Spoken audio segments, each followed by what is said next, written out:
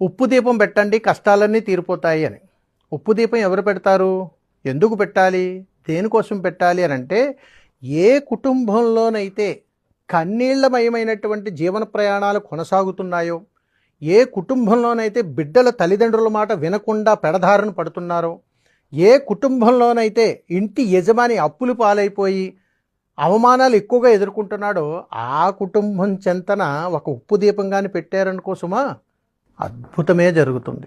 అందుకని నిత్యము చేసేటువంటి దీపారాధనలో అత్యంత ప్రాముఖ్యత సంతరించుకునేటువంటి దీపం ఉప్పు దీపం.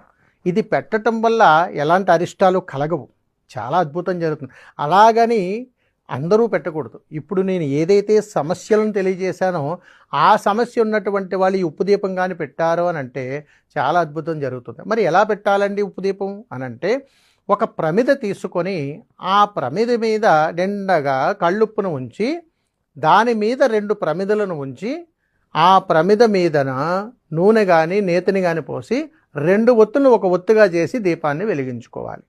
మీరు ఎలా దీపారాధన చేసినా కానీ ప్రమిదను తప్పనిసరిగా పసుపు కుంకుమలతో అలంకరించి తీరాలి. ఉప్పు కనపడకుండా ఉప్పు మీద పుష్పాలతోటి అలంకరించాలి. నేరుగా ఉప్పు కనిపించేలా దీపం పెట్టకూడదు.